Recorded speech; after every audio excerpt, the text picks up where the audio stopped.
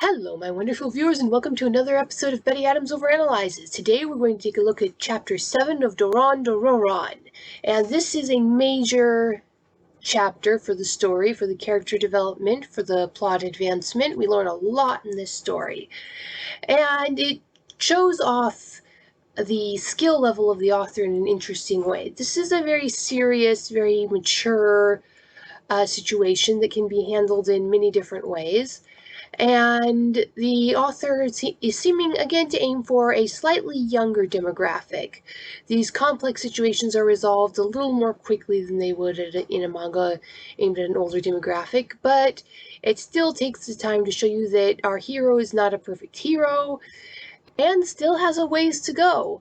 And so I was kind of hoping for a slightly more I don't know if mature is the right word. A resolution aimed at a slightly older demographic, but hey, that's not what this manga is, and quite frankly, I do enjoy it for exactly what it is.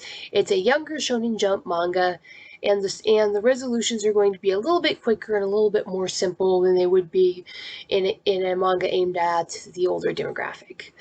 But there were some other things. We're starting to get some hints that our main character might be special in certain ways, physically at least, that if his spiritual energy isn't up to par, he's got something that allows him to counter that on some level.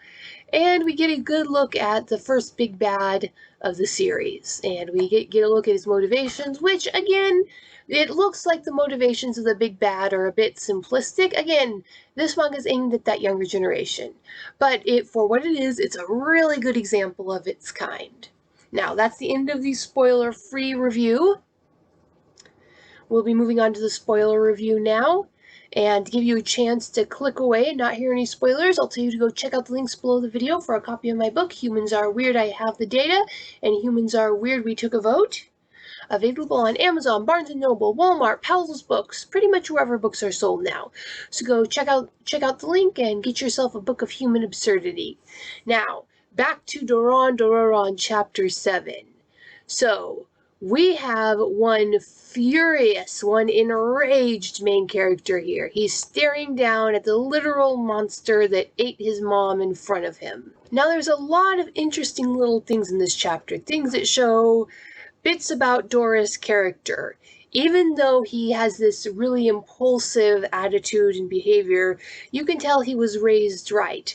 He's just been filled with rage, he's nearly been killed, and he's 100% focused on taking out the Mononoke in front of him. But when he goes to fight the Mononoke, he still stops and asks politely for Kusanagi to turn into a katana.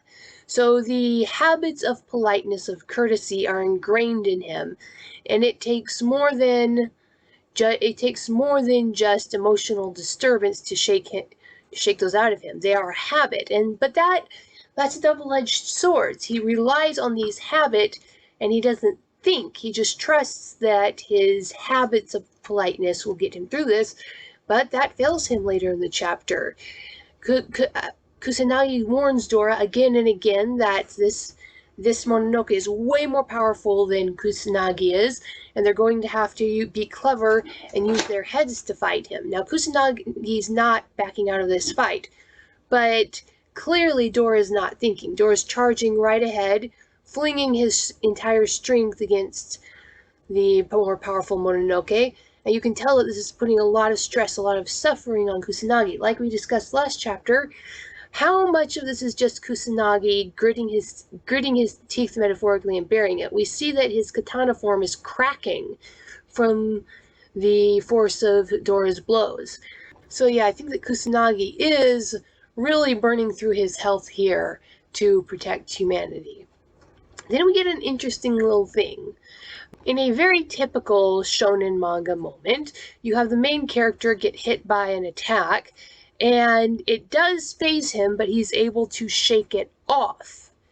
Now, not entirely, but enough so that the organism that gave the attack is surprised at his ability to not be affected by it. Well, this is a classic shonen trope, so it might just be that, but the way it's handled in the story makes it look significant. Like maybe there's more to there's more to Dora and his complete lack of spiritual energy than meets the eye. Maybe the fact that he doesn't have any spiritual energy to speak of makes him less susceptible to its spiritual energy attacks. It's hard to say.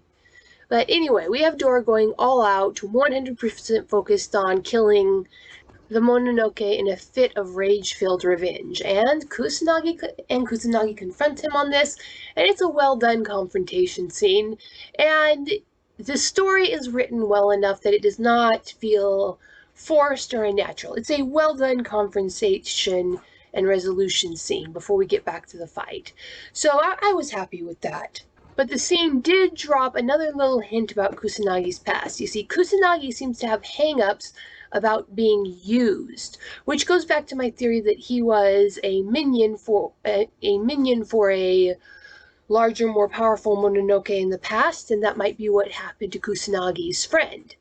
That the larger, more powerful Mononoke that Kusanagi served ate Kusanagi's friend, and Kusanagi was powerless to protect his friend back then.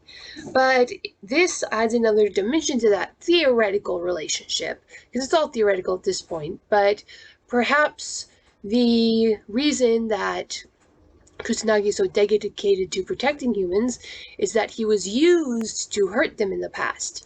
Who knows? We'll see. Alright, so that's my review for Chapter 7 of Doron Dororon.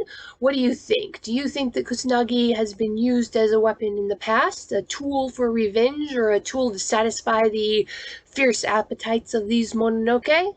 Were you satisfied with the way the conflict between Dora and Kusanagi was resolved? Would you have liked to see it drag out a little more, or maybe not be as completely resolved in one chapter?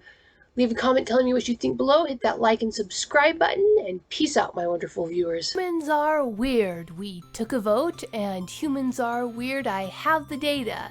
2 books in a series of human absurdity. Go check out these short story collections.